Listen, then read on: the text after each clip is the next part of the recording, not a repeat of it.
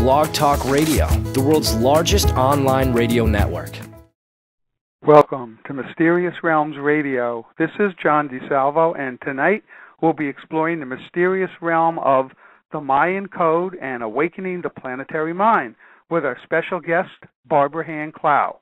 Now, you can call in with your questions for Barbara at 858-683-1309, and this number is also posted at our radio website, which is drjohnradio.com. That is drjohnradio.com. And at this site, you can see our upcoming guest schedule and can download past programs for free. And all our past shows are on iTunes for free download. Now, we started our new schedule last week in which the show will be live for the first 1.5 hours, and then for the next hour and a half, we'll have a rerun of a popular program. So please listen for the full 3 hours. Now, I'll be bringing Barbara on at the bottom of the hour, but for the first half hour each week, as I mentioned last time, I will be discussing an interesting spiritual mystery. And tonight will be the Dead Sea Scrolls, but it'll be a story you have not heard about. It's almost like a national treasure story if you saw the movie. But before I start, I want to thank the owner of this network, Glenn Kennedy, for his support and encouragement, and Michael Vera, who manages the network, and actually has really great guests on during the week, so please listen to his shows also. And this program is sponsored by Late Night in the Midlands Radio and RadioNsearch Social Network. And one other acknowledgement, I would like to thank Blog Talk Radio for featuring our show tonight. And I know they've done that in the past, and we really appreciate that. So, without further ado, let's talk a little bit about the Dead Sea Scrolls. And if I was in a classroom right now, when I used to teach, I'd probably ask the students, how many have heard of the Dead Sea Scrolls? And I bet almost everybody in the class would raise their hand, and I would then probably say, how many people are interested in them or find them fascinating? And I bet all the hands would go down and only a couple hands would go up. And the reason is that sometimes the hidden story, the most fascinating story, is kept secret or not told by the scholars and the academics. But there's a really hidden story, a very fascinating story about the Dead Sea Scrolls, which I want to talk about. And I'll probably need 2 weeks to do this. So I'll do a half an hour tonight, and I'll probably need a half an hour next week. And then the following week, I'll do a different mystery, maybe the Ark of the Covenant, or something that's kind of spiritually related, a mystery that's very interesting. So if you were lucky and you lived in a city that had the Dead Sea Scroll International exhibit, you may have been one of the special people who could have seen the scrolls close up. And in the last 2 or 3 years, several of the scrolls traveled around the world, and they were in the United States, and they were exhibited at different places, many places at museums, like the Science Museum. And in fact, I saw them in Minneapolis at the Science Museum of Minneapolis, and you could go right up to the scrolls under glass and see them. Again, not all of them. They had, select ones. And it was really fascinating to look at something that old and know the importance. But I have to say, I spoke to a lot of people who went to the exhibit, and many of them were kind of, were bored or didn't find them fascinated. They enjoyed the King Tut exhibit more with the treasures, or the exhibits on pirates, or something like that, or a more spectacular archaeological display. But keep in mind, the Dead Sea Scroll exhibit, the Dead Sea Scroll, scrolls are considered one of the most important archaeological find of the 20th century, and we'll see why in just a second. I wrote a book many years ago called Dead Sea Scrolls, Their History and Myths Revealed. That was back in actually 2008, and Barnes & Noble's published it. I don't like pushing my books, but it's out of print, so you can't buy it, and if you bought it used, I wouldn't make any money. So I got to say, it's one of the most beautiful books that I've ever seen. Barnes & Noble's did a great job. They did it in 7 foreign languages. And why I'm mentioning this is that I had a separate chapter called The Scroll and Search for Buried Treasure. And that chapter talks about what was in the scrolls that makes them, I don't want to say a national treasure story, but an international treasure story, which is fascinating. And today, people continue to study the scrolls, trying to find a so-called hidden treasure. So let's talk a little bit about the background of the scrolls. What are they? Where were they found? And what do they say? Well, they were located in the region of the Dead Sea. And the Dead Sea is located between Israel and Jordan. And actually, the Dead Sea is the lowest body of water in the world. It lies over 1,000 feet below sea level, and it's called the Dead Sea because of its high salt content, which makes it basically uninhabitable to life, except, some bacteria and virus. So nothing can really live in the Dead Sea. Now, surrounding the sea, there are kind of high cliffs that overlook it, and penetrating these cliffs are numerous limestone caves, some man-made, some natural. And in these caves, that is where the scrolls were discovered in 1947. In fact, 11 caves contained scrolls, and these 11 caves were found all within a 2-mile distance. So very interesting. They were intentionally hidden or placed in 11 caves and maybe more. Archaeologists are continually searching for additional caves that they may have missed using ground-penetrating radar. So we have no idea what they may reveal. It's kind of exciting, this whole aspect of it. But within about a 10-year period, 11 caves were found, as I mentioned, all within about a 2-mile distance. Now, who hid them in these caves and why, and what story do they tell? They were dated, and it was a really phenomenal discovery to find out that many were written at the time of Jesus. So the thought was, gee, is this going to tell us about some secrets of the beginnings of Christianity, or confirm the historical Jesus, or something about that time when Jesus lived that the Bible doesn't talk about? So you can see the excitement when the Dead Sea Scrolls were discovered.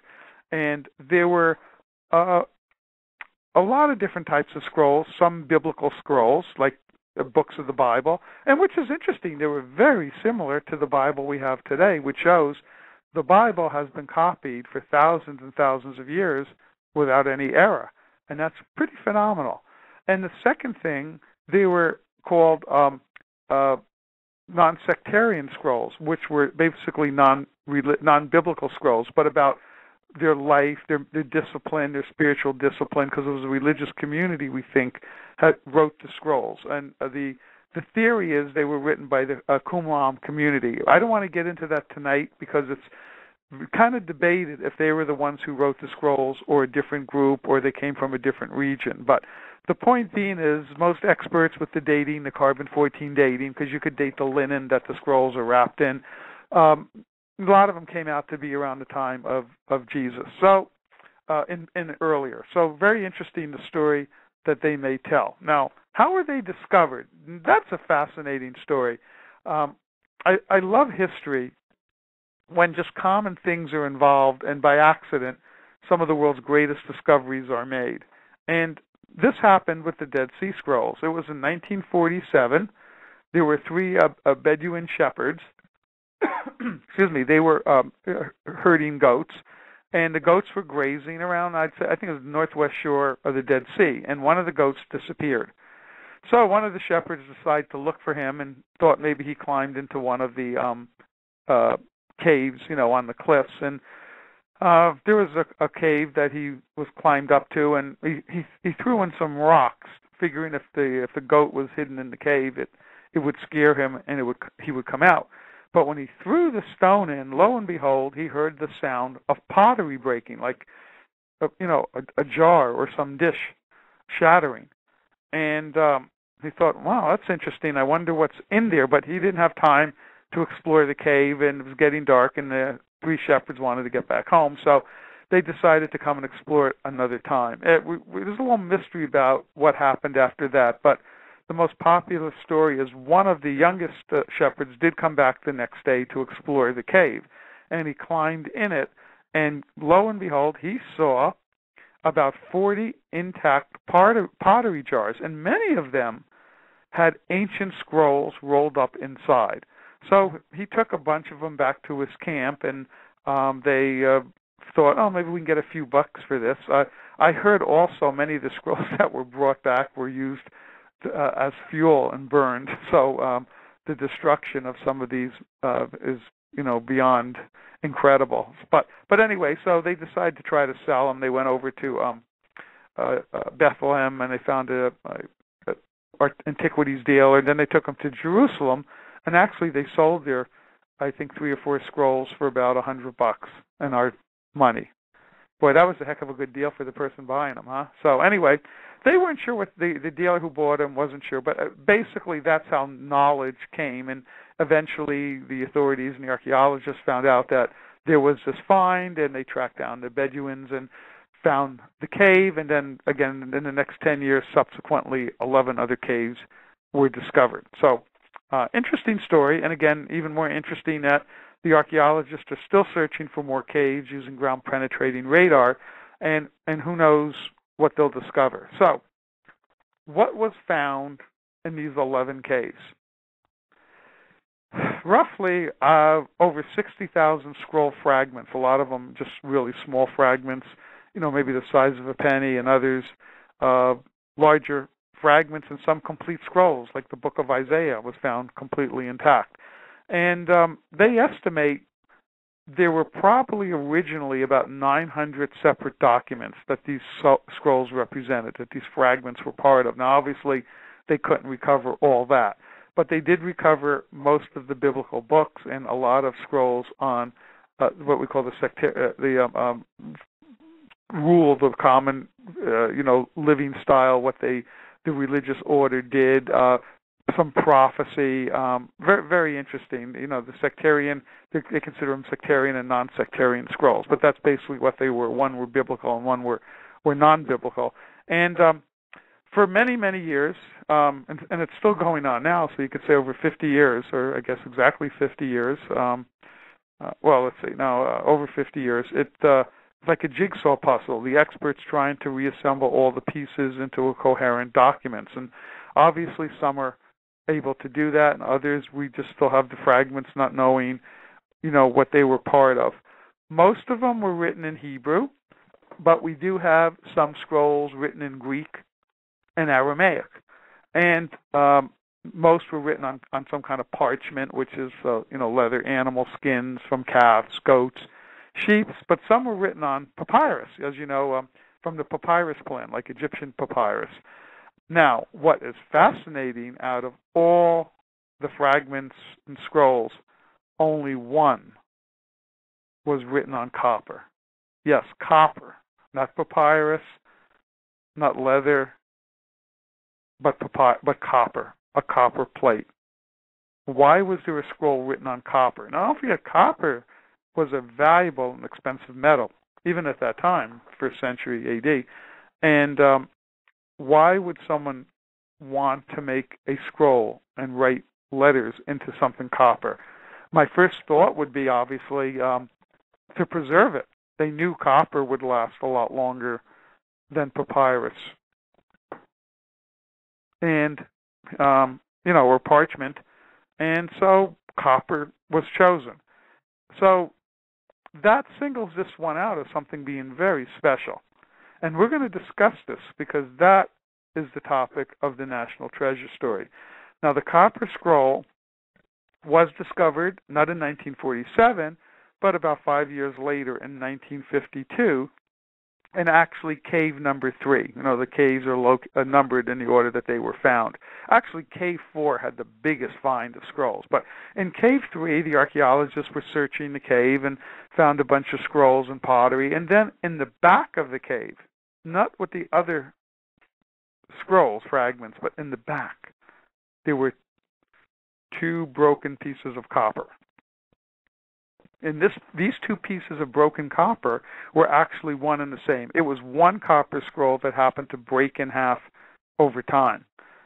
And that was so interesting. And it was originally, again, one that was, and it was badly oxidized, by the way, very oxidized and brittle. And so they took the 2 pieces and took them out of the cave, and they noticed the lettering on the scroll was in Hebrew. And the actual letters they believe, were punched out on the scroll using a hammer and chisel. Isn't that interesting? There were over 3,000 Hebrew characters making up this copper scroll that were punched out. Now, the scroll, again, as I mentioned, was very brittle and fragile, badly oxidized. It couldn't be unrolled without breaking it. So for years and years, they didn't know what to do. They wanted to read the scroll, but, like roll a piece of paper up, and you want to read it, but you can't unless you unroll it. And as you try to peel the paper apart, picture a real piece of brittle paper that has been like that, and it would start to break apart and go into fragments. So the solution was, and I don't know if this was a good solution, but this is what they did. They cut the scroll, the copper scroll, into 23 narrow strips so it could be opened up. So basically you lay 23 narrow strips alongside of each other and it forms the original scroll. But I heard that because of the way the machining was done, the scroll is being the copper scrolls, or the fragments are being disintegrated as it ages. So it may not have been the best solution, but they did open it up, and they were able to read it. And guess what it turned out to be? Maybe I should give a little drum roll here. What do you think?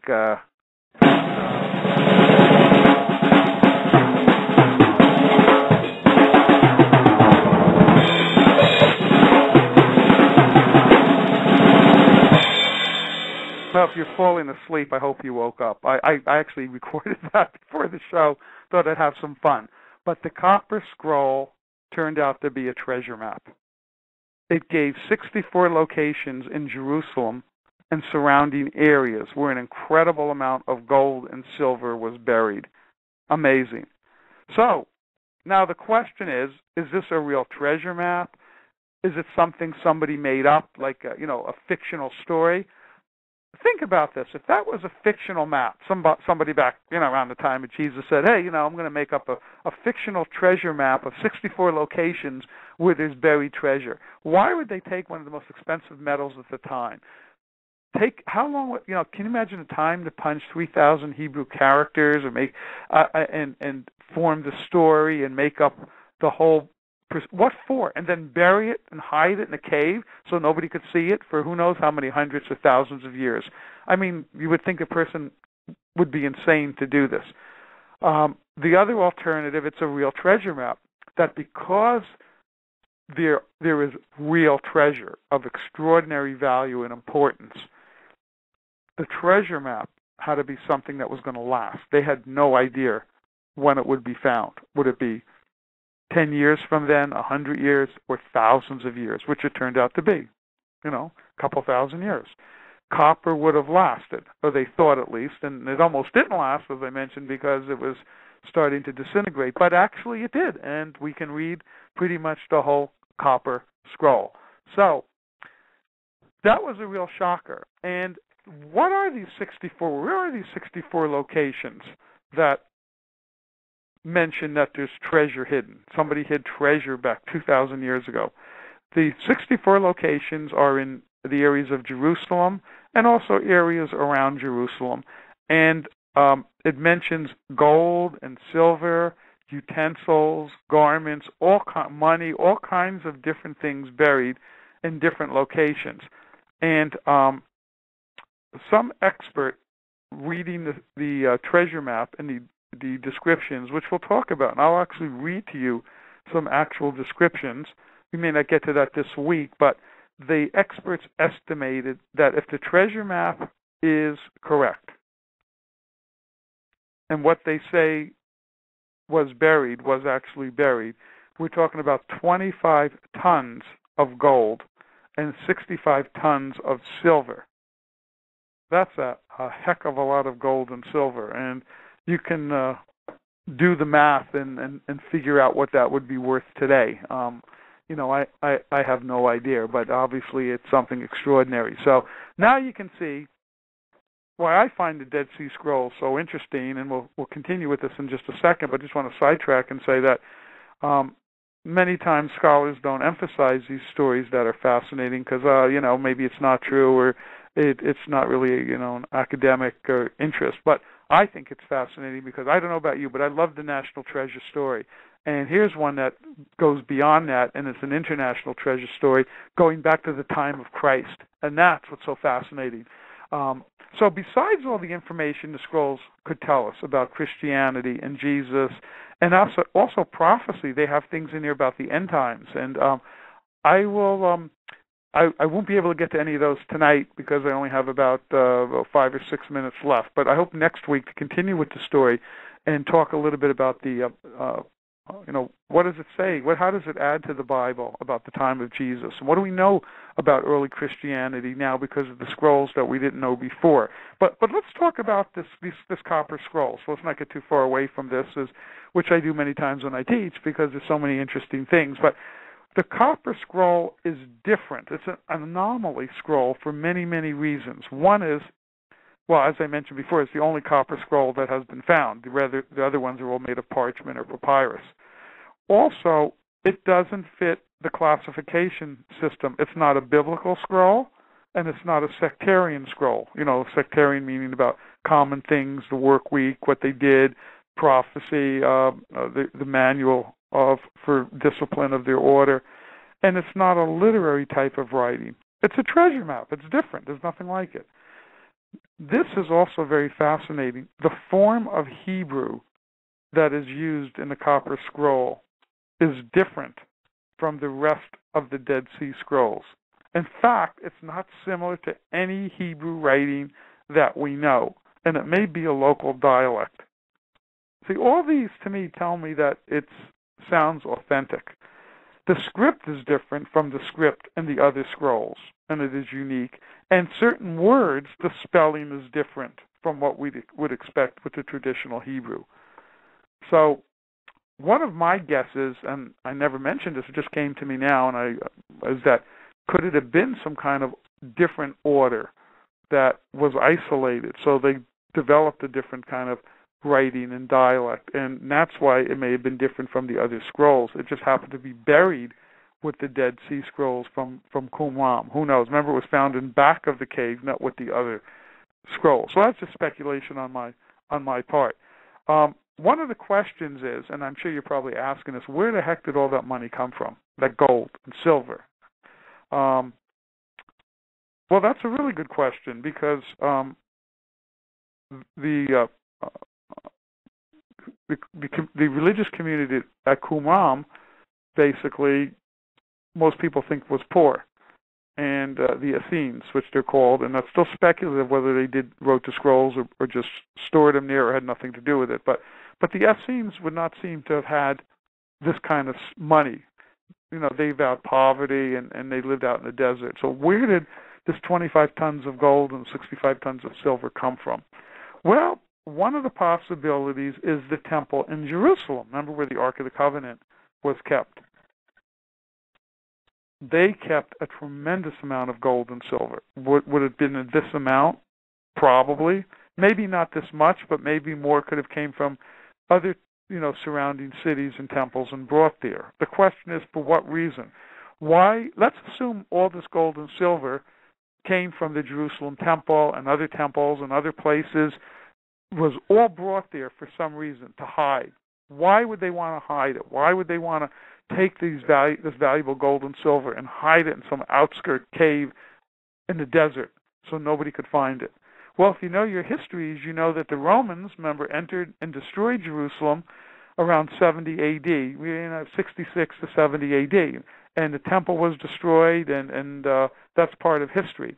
And that was anticipated. So maybe the priests in the Jerusalem temple realized that the temple was going to be sacked, and they wanted to hide the gold and silver, so they told everybody, all the Hebrews, all the priests, bring all your gold to the temple, and they were going to bring it out and hide it in the desert. And maybe the Essenes of Qumran helped them hide it, and therefore they figured, well, we'll hide it, and then after the Romans leave and we get our power back, we'll dig it up. But we better make sure we know where it is buried. So they made this copper scroll treasure map where all the locations of the gold and silver would be hidden.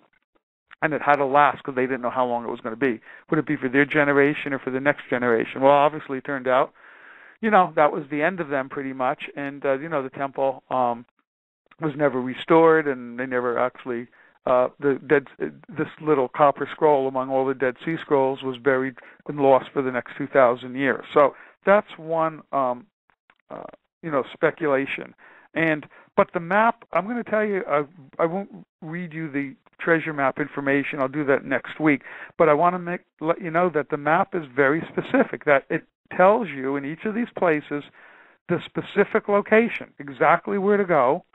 And it tells you, you go this distance, you go dig this far down, and the exact amount of treasure in each location. This is what's buried here. This is how much gold. This is what utensils are buried. So very, very interesting. And, again, if somebody made this up, they were very, very, I have to say, creative. So what we'll do next week, because I don't think we have enough time this week to finish it up, but let's go into the specific areas, some examples of where the treasure is buried. And there's one thing that's mysterious about the copper scrolls, which I want to talk about next week. It may have something to do with former books I wrote on magic, Enochian magic. Some of the locations given on the scrolls end with 2 or 3 Greek letters, which no one knows what these signify. And I think they could have a magical interpretation. And I don't know how that would fit in with the treasure, but I'll talk a little bit about that next week. So you can see why this interests me. It's, again, a national treasure story that's bigger than national treasure, and it has a lot of strange things about it. The way the scrolls were written, the strange Hebrew, the strange 2 or 3 Greek letters that who knows what kind of code or mystery. And the other last thing I'll mention is there's a hint that there's another copper scroll buried somewhere, that you can't find the treasure unless you find both copper scrolls. And that's why we'll discuss, has any of the treasure been found? People have been looking for it. And the answer could be yes or no, and we'll talk about that. So these are all things that I hope fascinate you.